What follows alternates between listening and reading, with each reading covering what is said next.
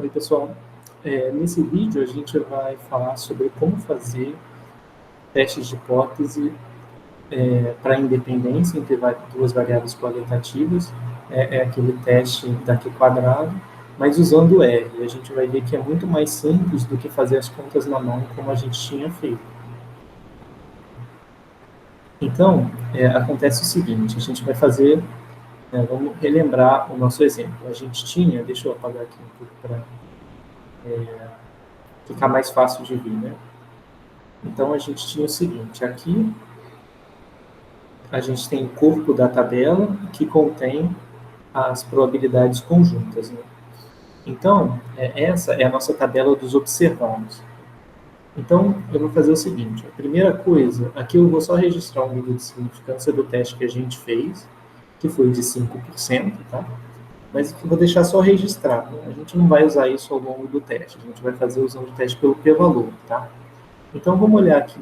A tabela de contingência observada, que é a tabela conjunta, né? Estou chamando de tabela O. O porque é dos observados. Então, no R, o que eu quero fazer? Eu vou fazer o seguinte, vou montar essa tabela aqui. Eu vou montar essa tabela aqui no R, tá? Então, eu faço o seguinte, ó, no R, para eu montar uma matriz, a minha tabela vai ser uma matriz, tá? Existem várias formas de fazer. Eu vou fazer o seguinte, eu vou usar a função rbind. Isso aqui quer dizer row bind, quer dizer que ele vai pegar cada entrada, cada uma das duas entradas, e vai colar por linhas. Então, ó, a primeira entrada da função, o primeiro argumento dessa função vai receber um vetor 22,81,9, que é a primeira linha da tabela. Né? E a segunda linha da tabela é 14,75,19. 14,75,19. Então, com isso, você consegue fazer, né, colar a primeira linha com a segunda linha, montando assim a tabela O. Então, eu vou fazer o seguinte, eu já tinha rodado meu programa aqui no script, eu vou dar Ctrl L para sumir tudo, tá? Eu vou fazer o seguinte, eu vou rodar, então, esse comando, e vamos ver como é que está a tabela O, como é que ela está formada. Tabela O. Então, beleza, né? Ficou formado certinho. O primeiro eu tenho 22, depois 81, depois 9, depois 14, 75, 19, tá bom? Então, a gente pode usar esse comando aqui para criar nossas tabelas, tá bom? Então, se a gente quisesse mais linhas, era só adicionar. Bota uma vírgula aqui, espaço, C, e abre e faz mais linhas. Como a nossa tabela só tem essas duas linhas, né? Então eu vou fazer dessa forma. Aí aqui, eu quis ilustrar o procedimento todo, tá? Sendo feito de uma vez. Então, eu decidi criar essa função aqui, né? Então, vou colocar aqui com um comentário dizendo que é uma função para realizar o teste de independência. Tá? Então, essa função, ela é escrita como? Eu estou dando o nome dessa função, vai ser teste underline indep, tá? Então, ele vai criar uma função. E o comando para criar a função é o seguinte, é igual function. E aí, o que você colocar aqui dentro, né, fica sendo o argumento da função. Então, essa função, que chama tabela indep, recebe a tabela zero, tá bom? Vamos ver o que isso significa quando a gente criar a função lá na frente, tá? Quando eu rodar esse comando aqui, que é o comando que cria a função. Então, com isso eu quero criar uma função para que ela fique pronta para a gente usar quando precisar fazer esses cálculos, para evitar todas essas etapas bem tediosas aqui, né? De fazer essas contas, né, calcular todas essas diferenças, né? Fazer todos esses cálculos aqui. Se a gente tem um computador ao nosso dispor, por que não usar, não é verdade? Então vamos lá. Então, primeira coisa, o que eu vou precisar fazer? Aí aqui, como eu já usei esse slide, né, eu quero fazer o seguinte, eu quero obter as marginais, tá? Então, vou obter esses valores aqui, tá bom? Eu podia ter informado direto as marginais dentro dessa função, mas eu quero que a função receba o menor número de argumentos possíveis. Então, eu estou dizendo para ela, olha, se eu só tiver a tabela da conjunta, a própria função vai construir as marginais. Ele vai construir como? Vai fazer assim. Eu vou obter a marginal da linha usando essa função que chama apply. Essa função faz o seguinte. ela pega um argumento, que no caso é a minha tabela, e ela aplica uma função. Então, x é o objeto que ela recebe, que é essa tabelinha, e eu quero aplicar a função soma, né? Só que eu quero aplicar em qual margem? Primeiro, eu vou fazer a margem da linha. Então, eu tenho que dizer margem igual a 1. Aí ele vai pegar a tabela e vai fazer a marginal na linha. Vou rodar aqui para mostrar para você. Marginal, linha. Então, né, ele fez a marginal da linha. Então, a primeira linha, né, a marginal é 112, que é o valor que viria aqui. E para a segunda linha é 108. 112 e 108, tá bom? Ele exibe desse formato aqui, né, por linhas, né, sempre. Então, mesmo sendo coluna, ele vai exibir assim por linha, tá? Mas eu sei que a primeira entrada é essa e a segunda entrada é essa aqui. E se a gente quisesse obter a marginal das colunas? Né? A marginal das colunas seria essa. Então, eu pegaria, né, a minha tabela de novo, aplicaria a função soma, mas agora eu quero extrair a marginal das colunas. Então, eu vou dizer margem igual a 2. Então, margem igual a 1 para as linhas, margem igual a 2 para as colunas. Então, ó, se eu fizer esse comando aqui, eu vou obter agora a marginal das colunas. Marginal, coluna. Então, ó, como é que ficou a marginal das colunas? Deu certinho, né? Ele fez a soma e retornou a marginal da coluna. Então, 36, 156, 28. Agora, eu vou extrair o total de observações. O total de observações é fácil, é só somar tudo que tiver na tabela ordem. Vou somar esse, mais esse, mais esse, mais esse, mais esse, mais esse, funciona, tá? Vamos lá, total de observações. O meu N, vocês vão ver que vai dar por 220, que é o que aparece aqui, tá bom? Então, essa primeira parte foi para extrair as marginais que vêm dessa tabela. Então, agora a gente vai fazer a parte de calcular a tabela das marginais esperadas, tá? Então, é a tabela das marginais, não, desculpa, a tabela conjunta esperada. Como é que eu faço a tabela esperada? Eu vou fazer o seguinte, eu vou vir aqui e vou pegar aquela formulazinha que era que a gente estava calculando, é essa aqui. Né? Então, é assim que eu calculo o esperado. Eu pego o esperado IJ, eu pego a marginal I com a marginal J, multiplico e divido pelo total. Então, é o que eu vou fazer. Aí, aqui, eu estou fazendo o seguinte. Eu estou pegando e fazendo a tabela E toda de uma vez, tá?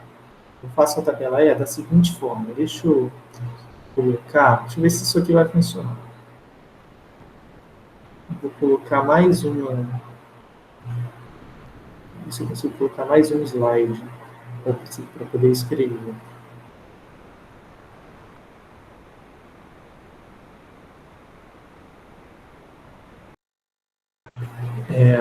Aquela folhinha que a gente estava usando, que a gente estava trabalhando, né? Eu vou escrever aqui. A fórmula era a seguinte, eu queria calcular EIJ, isso era igual ao quê?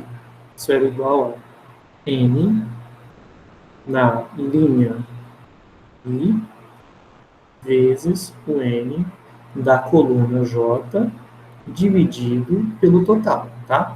Então, é isso que eu queria calcular, o EIJ. Então, olha como que eu posso fazer, né? Eu posso pegar o EIJ, eu tenho que fazer a linha vezes a coluna e dividir por N. Eu posso fazer dessa forma.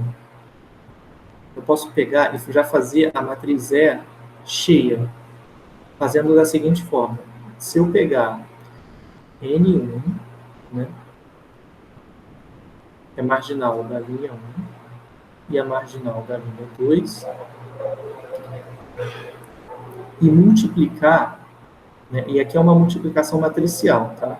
Então, aqui eu tenho coluna 1, coluna 2, coluna 3, tá? Que a gente lembra lá no ensino médio, como é que a gente fazia multiplicação matricial? Então, deixa eu fazer o seguinte, deixa eu colocar mais uma linha e copiar dessa forma. Então, aqui a gente vai ter igual... vou fazer o seguinte.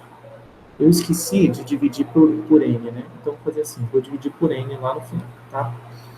Então, como é que eu faço a minha multiplicação matricial? É a primeira linha vezes a primeira coluna. Então, vai dar N1 linha vezes N1 coluna. Né? A segunda entrada, primeira linha, segunda coluna. É porque aqui a primeira linha só tem uma unidade, a segunda coluna também só tem uma unidade.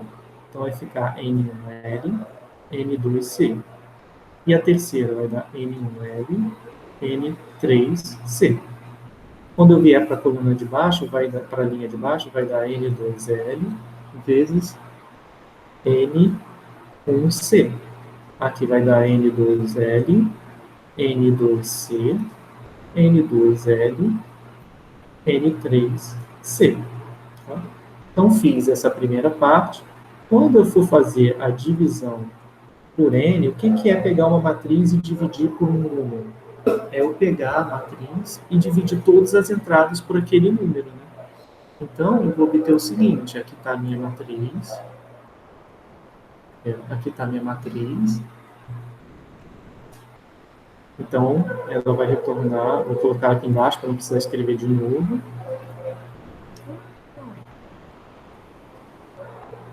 Então, aqui eu vou dar um espacinho, tá? Vocês já vão ver por quê, eu vou deletar essa parte aqui, vou deletar essa parte aqui, e aí vamos fazer o seguinte, ó, aqui tem minha matriz. Agora, quando eu dividir por n todas as entradas, aqui vai ficar dividido por n, dividido por n, dividido por n, dividido por n, dividido por n e dividido por n, tá? Então, beleza. Aí, eu cheguei aqui. Então, isso foi o que resultou, né? Essa multiplicação matricial. Então, olha só. O que está na coluna I, na linha I e na coluna J? Então, na linha I e coluna J, vê se não é o seguinte. Eu tenho NI linha, NJC, coluna, né, dividido por N, que era exatamente a minha fórmula inicial, né? Então, repara que se eu fizer essa expressão aqui, ela vai retornar em cada entrada correspondente, né? Por exemplo, na entrada 1, 2, que é essa entrada daqui, eu tenho linha I, coluna 2. Se eu quiser 2, 2, né? Que é essa entrada aqui, eu tenho linha 2, coluna 2. Então, nota que essa expressão ela já calcula direto a minha tabela E. Tá? Então, ó, é isso que eu vou fazer. Eu vou fazer o seguinte, aqui no E. Eu vou fazer a matriz da marginal linha. Então, o que eu preciso fazer? Eu preciso fazer o seguinte, é uma multiplicação matricial, então eu tenho que pegar a primeira matriz. Como é uma matriz coluna, eu crio uma matriz coluna da seguinte forma, pedindo matrix, ele vai criar uma matriz, que é, vou pegar a minha marginal linha, como a minha marginal linha era uma matriz que estava por linhas, né? Como essa matriz estava por linhas, eu quero que ela apareça como coluna. Então, vai aparecer, então eu quero fazer o seguinte, ó, matriz linha, com número de colunas igual a 1. Se o número de colunas é igual a 1, ele só tem uma coluna para colocar os elementos do marginal linha, que são esses dois elementos. Então, ele vai colocar eles alinhados assim, né? Como uma matriz coluna. A segunda matriz eu vou pegar a marginal das colunas e ela tem que vir como linha. Então, vai ser matrix, marginal coluna, n-row igual a 1. Isso quer dizer o quê? Quer dizer, ó, pega as entradas da marginal coluna, que eu vou escrever aqui, coluna, e escreva usando uma linha apenas. Então, ele vai entrar com uma matriz linha, tá vendo? Tá? Então, beleza. Aí agora ficou faltando a operação de multiplicação matricial, que no R é feita dessa forma, percente vezes percente. Essa multiplicação aqui, quando eu tenho matrizes, né, quando eu quero fazer a multiplicação por matrizes, eu tenho que fazer percentual vezes percentual. Se eu fizer só vezes, ele vai tentar fazer ponto a ponto a multiplicação, que não é a multiplicação matricial, é uma multiplicação diferente. Então, só atenção a isso. Essa é uma multiplicação matricial. E quando eu dividir por 220, aqui eu deveria estar dividindo por n. Porque, tudo bem, é 220 mesmo nesse exemplo, mas se eu estiver trabalhando com outros exemplos, eu tenho que dividir pelo total dos outros exemplos. Então, quero n igual a soma da tabela O, tá? Então, beleza, eu vou salvar aqui essa operação para não esquecer. Então, ok, né? Fiz a minha multiplicação matricial, dividi por n. Então, isso aqui me dá a tabela E. Vamos lá, pedir a tabela E. Tabela E. Assim, eu gastei um tempo explicando que é essa matriz,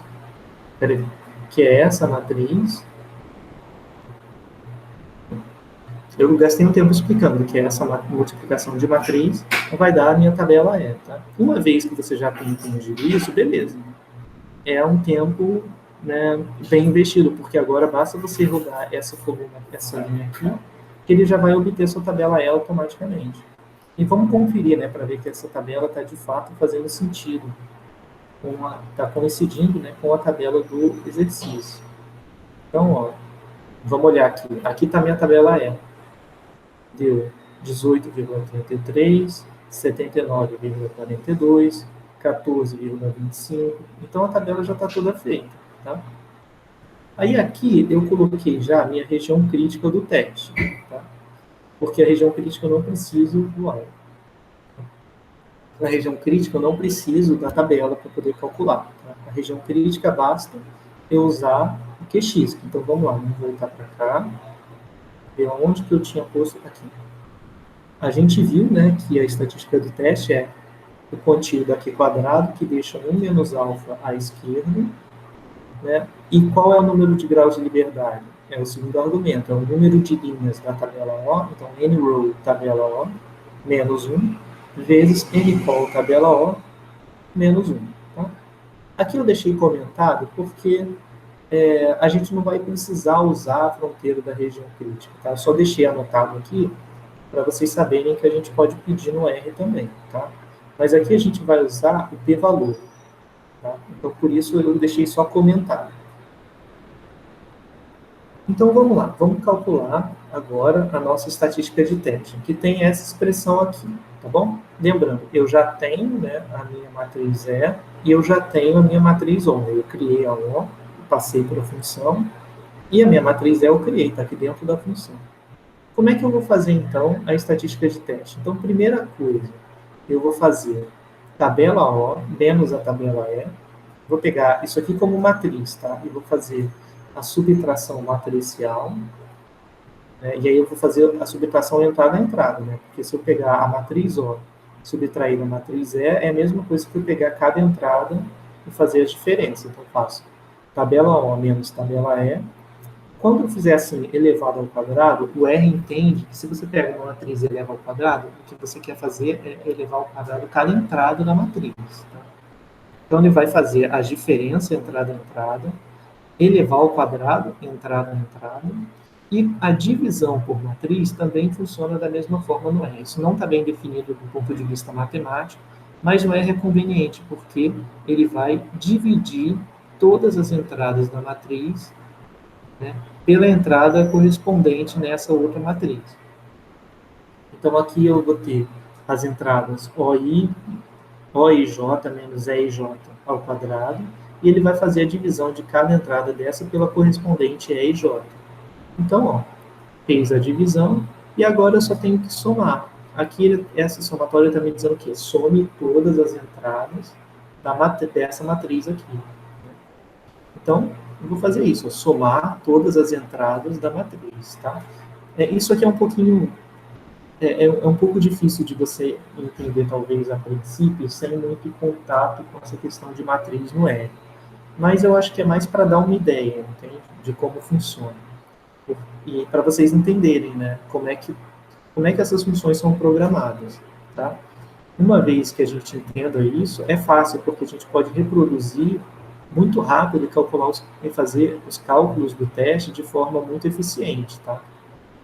E que a gente já vai ver aqui. Então, a estatística de teste eu posso calcular dessa forma. Vou ver minha estatística de teste. Stat, teste.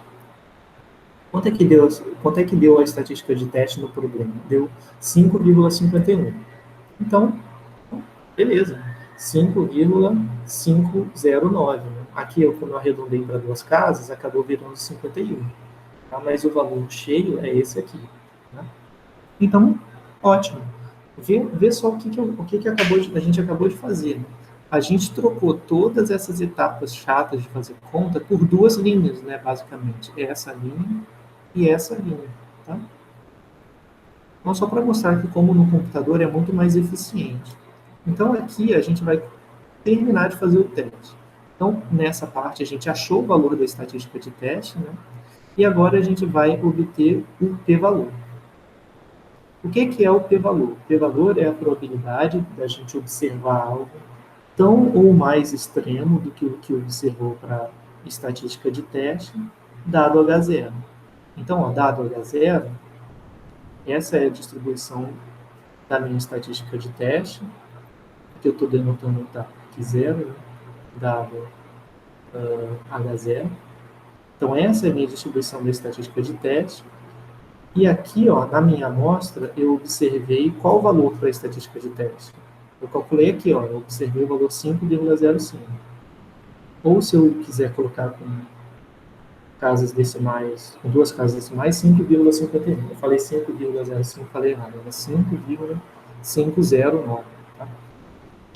Então, o p-valor é o quê? É a probabilidade de eu observar para a estatística de teste algo mais extremo do que o que eu observei de fato na amostra. Então, esse é o p-valor. Né? O p-valor é essa área aqui. P-valor. Tá?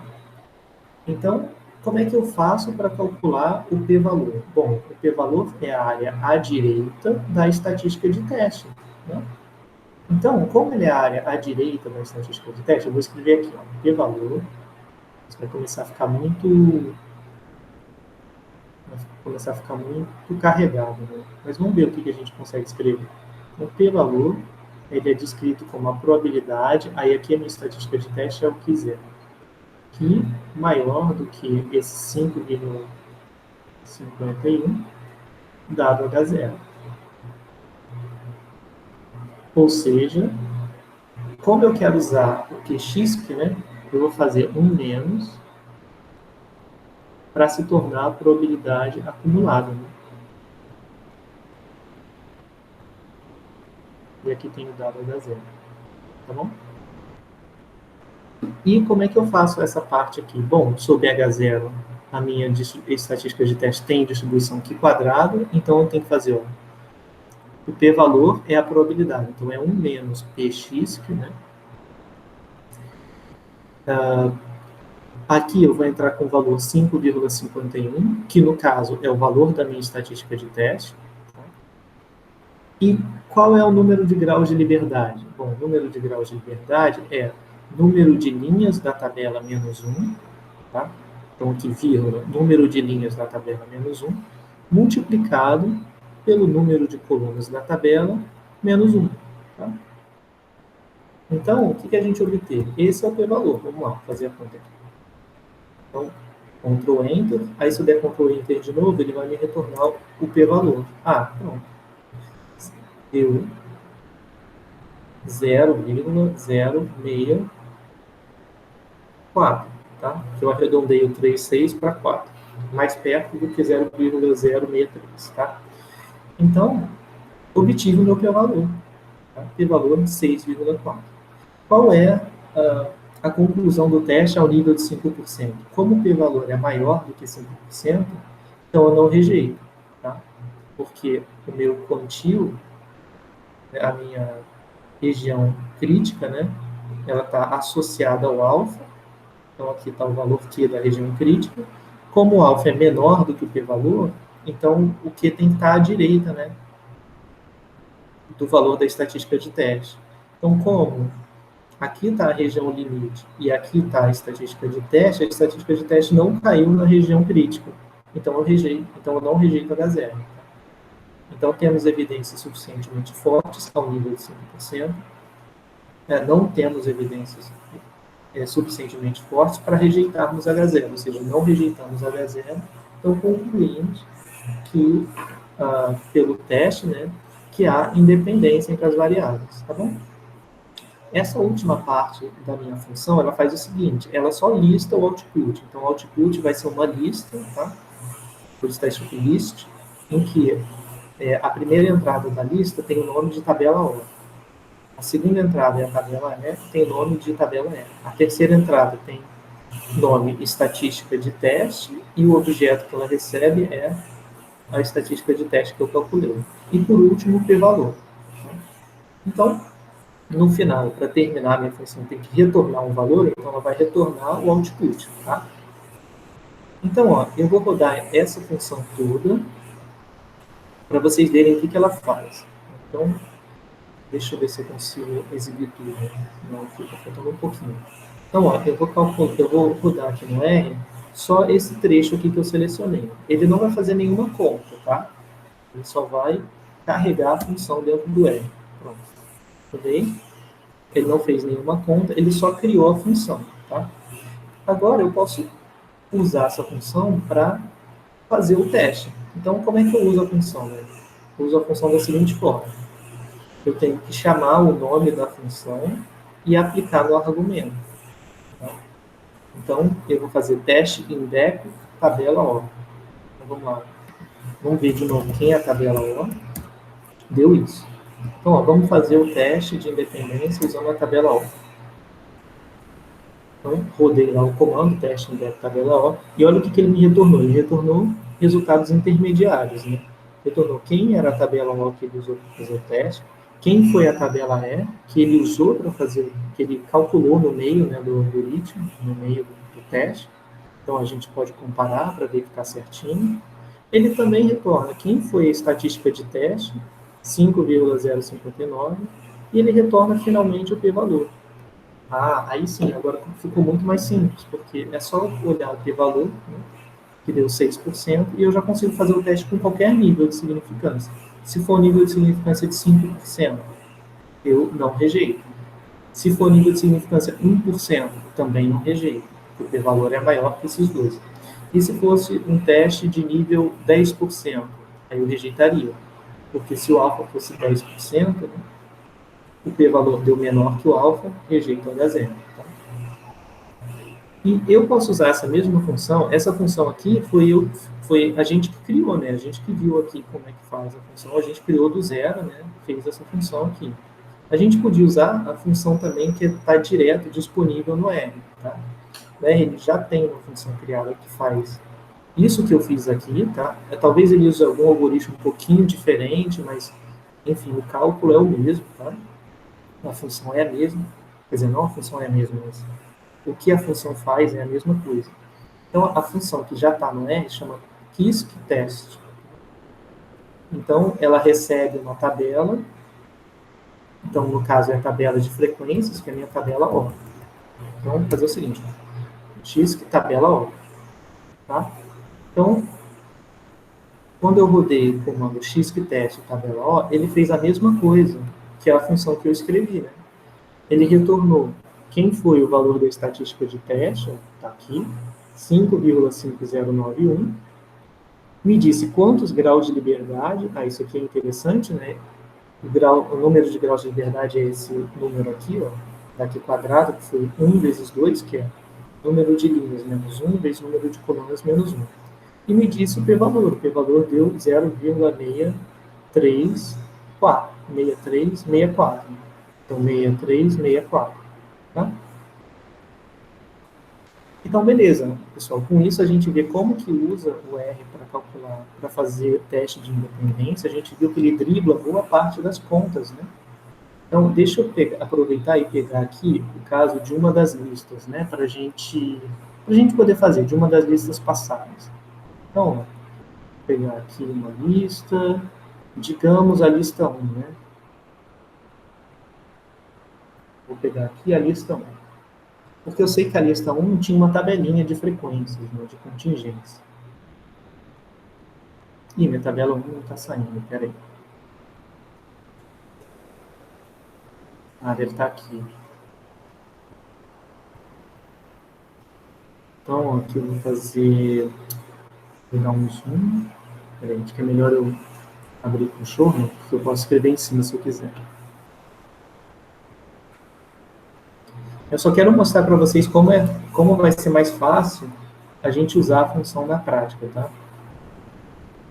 Ela já vai fazer todas as contas para a gente. Cadê a tabela? Aqui, ó. Era aquela questão da fecundidade, né? Aqui, nesse problema, eu estava assumindo que essa fecundidade era fecundidade populacional, tá? Então, aqui não tem aleatoriedade, não tem nada do tipo, né? Não tem processo de amostragem nem nada. Eu estou assumindo que, de fato, essa é a conjunta. Né? A conjunta é dada exatamente dessa forma. Na vida real, isso não é verdade. Então, nas próximas listas, a gente vai ver um caso em que esses caras aqui, a gente tem os mesmos valores, né? Mas a gente interpreta como proveniente de uma amostra e não como a população em si, tá? E a pergunta é, será que essas variáveis, raça e fecundidade, são independentes umas das outras? Então, nessa lista, supondo, né, que eu tinha as probabilidades conjuntas já dadas aqui, né, essas eram as probabilidades conjuntas de fato, e não só estimativas, não meramente estimativas da probabilidade conjunta, aí eu usava aquela noção de independência, que era ver se cada entrada dessas era igual ao produto das outras duas entradas, né? Se a probabilidade conjunta era o produto das marginais. Então, aqui eu quero só mostrar para vocês uma outra tabela. Então, eu vou criar aqui a minha tabela. Tabela FEC, que é de fecundidade, tá? Então, como é que era o comando? O comando era, para criar a tabela, era o rbind. A primeira entrada é a primeira linha, eu só vou pegar a parte interna da tabela, tá? Então, foram observadas 12, 2, terminei a minha primeira linha, vou para a segunda. C, agora eu quero 8 e 6, tá? Então, é isso. Dei meu rbind, então vou Ctrl Enter, vamos ver quem é a tabela FEC. Ah, ficou certinho, ó. 12, 2, 8, 6. 12, 2, 8, 6. Tá? E agora, como é que eu faço o teste? Agora é bem fácil, eu posso usar a função que eu criei. Qual é o argumento que ela vai receber? Eu quero fazer o teste de independência sobre quem? Sobre a tabela O? Não. A tabela O é um outro objeto, era o objeto que continha a tabela da outra questão que a gente estava fazendo. A gente quer agora aplicar sobre a tabela FEC. Tá? Pronto, está feito o teste.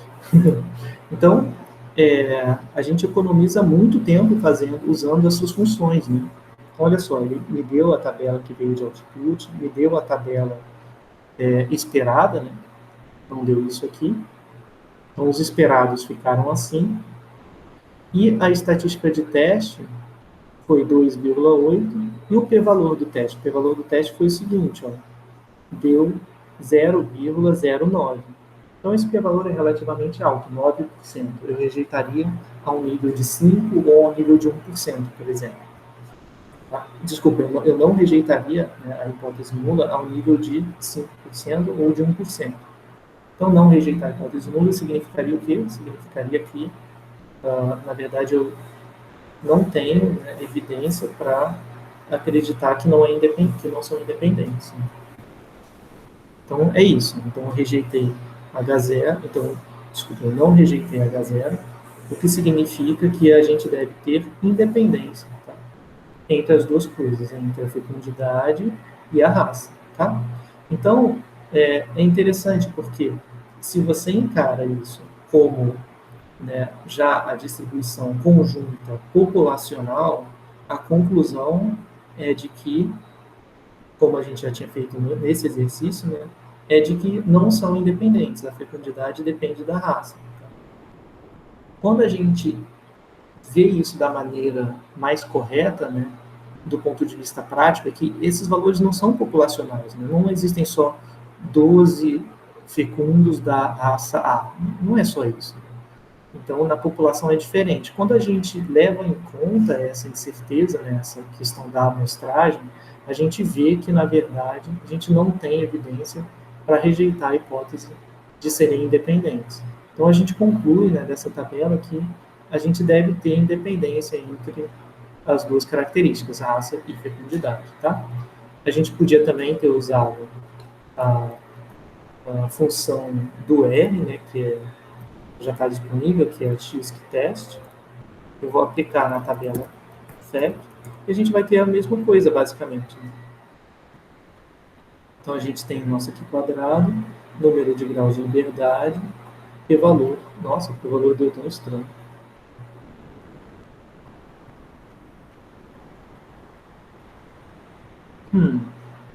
Tá, depois eu vou ter que checar isso, tá bom?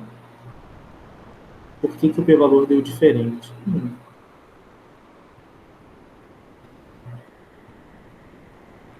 Ah, deve ser pela correção de continuidade, eu acredito. Tá. Então é uma coisa um pouquinho mais elaborada, né? O teste do R. Mas, enfim, a conclusão seria a mesma, né? Seria por rejeitar. Quer dizer, por não rejeitar H0. Tá bom? Bom, pessoal, então é isso.